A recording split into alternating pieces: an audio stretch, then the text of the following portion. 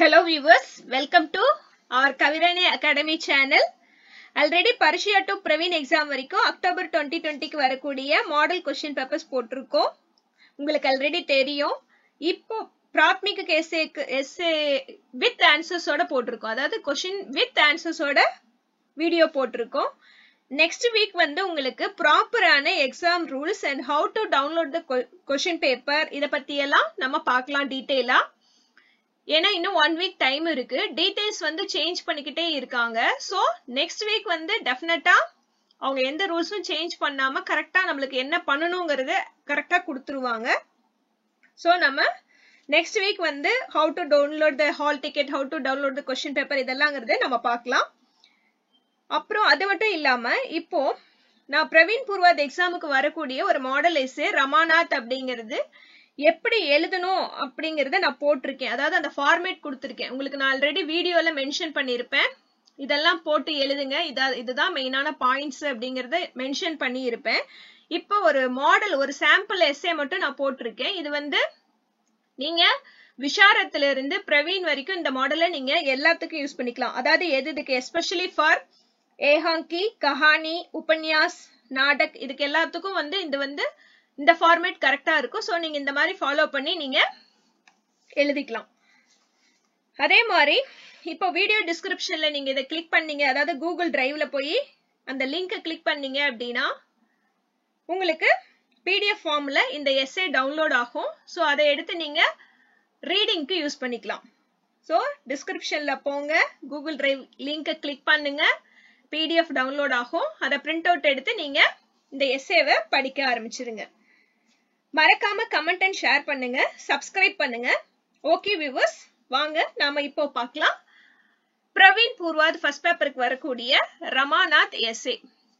இதுல பாத்தீங்க அப்படின்னா ரமாநாத் யாரு அப்படின்னா இந்த உபன்யாசோட நாயக். எந்த உபன்யாஸ் கா நாம் கபன். ஃபர்ஸ்ட் நம்ம எந்த எஸ்ஏ படிச்சாலும் அதனோட மீனிங் தெரிஞ்சுக்கணும். அந்த இதுல வரக்கூடிய அந்த கண்டென்ட் மெயின் கான்செப்ட் என்ன அப்படிங்கறத நம்ம தெரிஞ்சுக்கணும். இப்ப கபன் அப்படின்னா என்ன மீனிங்னு பார்க்கலாம். கபன் கா அர்த்தம் என்ன?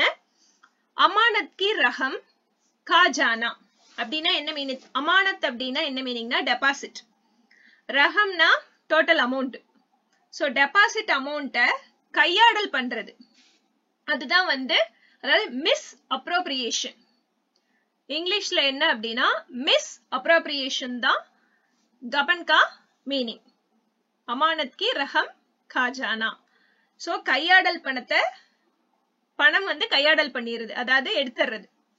இதுக்கு ரூப்ரேகா போட்டிருக்கேன் பாருங்க. ஃபர்ஸ்ட் பிரஸ்தாவனா, விலாஸ் பிரிய, दायित्व बोध का अभाव, पत्नी से प्यार, चोर, किए पर पछतावा, विशेषता.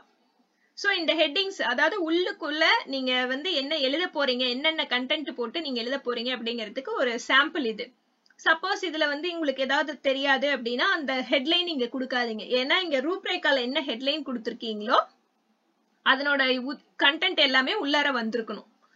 நீங்க விசார் தாலிகான்னு கூட போட்டு எழுதலாம் இன்ஸ்டெட் ஆஃப் ரூப்ரேக்கா. இதுக்கு வந்து நான் மைண்ட் மேப்னு சொல்லியிருப்பேன். சாம்பிளுக்கு நான் இங்க போட்டு காமிச்சிருக்கேன் உங்களுக்கு எப்படி எழுதணுங்கிறத பாத்துக்கோங்க. இப்ப ரமாநாத் யாரு? நாயக். அதாவது இந்த உபன்யாசத்துல வரக்கூடிய நாயக் தான் ரமாநாத். இதுல வந்து தயாநாத் அதாவது ரமாநாத்தோட அப்பா. நெக்ஸ்ட் ராமேஸ்வரி ரமாநாத்தோட அம்மா. ஜால்பா ரமாநாத்தோட ஒய்ஃப். சோ அப்பா, அம்மா, வைஃப் 3 பேர்த்தையும் கொடுத்திருக்கேன். Father, mother and wife. Dayanath யாரு அப்படின்னா அவர் ஒரு சர்க்காரி நௌக்கர், ரிஷ்வத் நஹி லேனா வாலா ஆத்மி ஹை. சோ இது வந்து ஒரு காமன் கவர்மெண்ட் ஆபீசர், ஆனா லஞ்சம் வாங்காத ஒரு கவர்மெண்ட் ஆபீசர். ராமேஸ்வரி அவங்க மதர் பாத்தீங்க அப்படின்னா சதுர், காரியகுஷல் और समझदार औरत है. திறமசாலி, ஒர்க் எஃபிஷியன்சி உள்ள ஒரு அண்டர்ஸ்டாண்ட் பண்ணிக்கிற ஒரு லேடி. ஜால்பா பாத்தீங்கன்னா ஆபூஷன் பிரேம், நிடர்த்தா, சாகஸ் நாரிகை. ஆபூஷன் மேல அதாவது ஜுவல்ஸ் மேல ரொம்ப அன்பு அதிகம், பயம் இல்லாதவங்க, துணிச்சலா எதுக்கும் பண்றவங்க. சோ இதுதான் ரமாநாத்தோட மைண்ட் மேப். இது மட்டும் நீங்க இது பண்ணிக்கிட்டீங்கன்னாவே உங்களுக்கு வந்து ஈஸியா புரிஞ்சிடும். ஓ இந்த இதுல இதுதான் கான்செப்ட் அப்படின்ட்டு. அதே மாதிரி தயாநாத் எஸ்ஏ வரும்போதும் அவங்களோட பசங்களை போட்டு பஹு அப்படின்னு போட்டு ஜால்பா போட்டுக்கலாம், பத்தினின்னு போட்டு ராமேஸ்வரிய போட்டுக்கலாம். அதான் இதுதான் வந்து மைண்ட் மேப். சோ இந்த மாதிரி ஈஸியா போட்டு நீங்க படிச்சிட்டீங்கன்னா உங்களுக்கு எப்பவுமே கன்ஃபியூஷன் வராது. எஸ்ஸே படிக்கிறதுக்கே உங்களுக்கு வந்து ஆசையா இருக்கும், ஈஸியாவும் இருக்கும். ஃபர்ஸ்ட் பிரஸ்தாவனா அந்த ஹெட்டிங்ல போட்டிருக்கோம் இல்லைங்களா. ஃபர்ஸ்ட் ஒன் उपन्यास सम्राट मुंशी प्रेमचंद के उन्नतम उपन्यास कप्पन का नायक है रमानाथ. सो நான் ஃபர்ஸ்ட் சொன்ன அந்த இதுலயே மைண்ட் மேப்லயே இந்த कंटेंट வந்துச்சு. सो அத பத்தி अपनी उन्नत आकर्षक शैली तथा उन्नतम विचारों से समाज के साथ व्यक्ति के भी यथार्थता पर प्रकाश डालने वाला मुंशी प्रेमचंद रमानाथ के द्वारा बिजुल गर्ज அப்படின்னா செலவு பண்றது, அதாவது அன்னெசரியா செலவு பண்றது. தத்தா ஆடம்பர் பிரிய, அதாவது லக்ஸரி லைஃபுக்கான இது எடுத்தாலும் செலவு பண்றது. மனுஷியக்கே குணோன் பர் பிரகாஷ் டால்தே ஹேன். சோ அதுல எதை பத்தி சொல்லியிருக்காங்க, ஒரு பர்சனோட யதார்த்தமான நிலைமை, எதனால ஆடம்பர செலவு பண்றதுனால வரக்கூடிய நிலைமையை பத்தி சொல்றாங்க. விலாஸ் பிரிய அப்படின்னா அது லக்ஸரி லைஃப். பஷ்மன் சேகி ரமாநாத் விலாஸ் பிரிய ஸ்டார்டிங்ல இருந்தே அவங்க அப்படிதான். दयानंद का ज्येष्ठ पुत्र है, अर्थात फर्स्ट सन। एक अति आधुनिक मध्य वर्ग परिवार के युवक के रूप में इसका चित्रण इस उपन्यास में किया गया है. ஒரு மிடில் கிளாஸ் ஃபேமிலியோட பையனா தான் இதுல காமிச்சிருக்காங்க. இவரோட வேலை என்னன்னா சதுரஞ்ச் खेलना, ஷைர் சபாட்டே करता, माँ और छोटे भाइयों पर रोब जमाता फिरता था. அதாவது செஸ் விளையாடுறது, சுத்துறது, அங்கேயும் இங்கேயும் ஜாலியா சுத்துறது, அப்புறம் அம்மா தம்பி கிட்ட ஏதோ ஒரு வம்பு இழுக்கிறது, இதுதான் அவரோட இதா இருந்தது. दोस्तों के कारण उसकी हर इच्छा की पूर्ति हो जाती है. அதாவது ஃப்ரெண்ட்ஸ் நிறைய பேர் இருந்ததுனால அவர் என்ன நினைச்சாலும் அது வந்து நடந்தது. 10 मित्रों ने एक एक कपड़ा बनता दिया तो 10 सूट बदलने का साधन बन जाता है. ஒவ்வொரு ஃப்ரெண்ட்ஸும் ஒவ்வொரு ட்ரெஸ் மேக் பண்ணி கொடுப்பாங்க. இவர் 10 ட்ரெஸ்ஸும் போட்டுட்டு ஜாலியா 10 டேஸ்க்கு ஜாலியா ட்ரெஸ் மாத்தி மாத்தி போட்டு இருப்பாரு. அடுத்தது दायित्व बोध का अभाव. दायित्वतना ரெஸ்பான்சிபிலிட்டி, அதாவது பொறுப்பு இல்லாமை. बचपन से ही दमानत में दायित्व बोध का अभाव था. स्टार्टिंगல இருந்தே அவருக்கு இல்ல. वह किसी भी कार्य को पूर्ण मन से नहीं करता था. எந்த வேலையுமே முழு மனசோட செய்ய மாட்டாரு. अपने परिवार के वास्तविक आर्थिक स्थिति को अपने मित्रों से नहीं, अपनी पत्नी से भी छिपाता था. அதாவது அவரோட எக்கனாமிக் கண்டிஷன்ஸ், அத வந்து ரியல் எக்கனாமிக் கண்டிஷன் அப்படிங்கிறது வந்து யார்கிட்டயும் சொல்ல, தன்னோட ஃப்ரெண்ட்ஸ் கிட்ட கூட சொல்ல, அது மட்டும் இல்லாம தன்னுடைய ஒய்ஃப் கிட்டயும் சொல்ல. विवाह के बाद भी इसका यह स्वभाव कभी नहीं बदलता है. அதாவது மேரேஜ் ஆனதுக்கு அப்புறம் கூட இதோட கேரக்டர் கொஞ்சம் கூட மாறல. நெக்ஸ்ட் பத்னி சே பியார், ஒய்ஃப் மேல ரொம்ப அஃபெக்ஷனா இருக்குது. रमानाथ अपनी पत्नी से बहुत प्यार करता है, अपनी सुंदरी पत्नी की हर इच्छा को पूर्ति करता है. அதாவது எல்லா ஆசைகளையும் ஒய்ஃப் என்னென்ன சொல்றாங்களோ அது எல்லா ஆசைகளையும் செஞ்சு கொடுத்துருவாரு. பத்னி மாத்திர கேலியே வக நௌக்கரி மே லக் ஜாத்தா है. அதாவது ஒய்ஃப்காக தான் அவர் போய் வேலையிலேயே ஜாயின் பண்றாரு. பத்னி கேலியே कीमती साड़ियां दिलाता है. அதாவது காஸ்ட்லியான சாரீஸ் வாங்கி கொடுக்கறாரு, ஜுவல்ஸ் வாங்கி கொடுக்கறாரு. हर रूप से अपने पत्नी को वह सुखी देखना चाहता है. ஒவ்வொரு இதுலயும் ஒரு வந்து ஒரு ஹாப்பியா பார்க்கணும் ஒய்ஃப் அப்படின்னு நினைச்சு இருந்தாரு. இதெல்லாம் பண்றாரு, அதுக்காக தான் வேலையில ஜாயின் பண்றாரு. நெக்ஸ்ட் சோர், திருடுறது. अपनी पत्नी को सुख में देखने के लिए वह रिश्वत लेता है. அப்பா வந்து रिश्वत नहीं लेता आदमी है, இங்க வந்து பையன் रिश्वत लेता है, வாங்குறாங்க, லஞ்சம் வாங்குறாங்க. ऋण लेता है, கடன் வாங்குறாங்க. ऋण का बार जब सहा नहीं लाता है तब वह अपनी पत्नी के गहने चोरी करता है. அதாவது கடன் சுமை அதிகமானோன்னு அவங்க என்ன பண்ணிட்டாங்க, இத வந்து தன்னோட ஒய்ஃபோட ஜுவல்ஸ திருட ஆரம்பிச்சிட்டாங்க. दफ्तर के पैसे लेता है, ஆபீஸ்ல இருந்து காசு எடுக்க ஆரம்பிச்சிட்டாங்க. हर रूप से हार जाने पर वह चोरी करके जब बगड़ा जाता है, बहट जाता है, तब घर से बाहर निकल जाता है. வீட்டை விட்டு எஸ்கேப் ஆயிடுறாரு.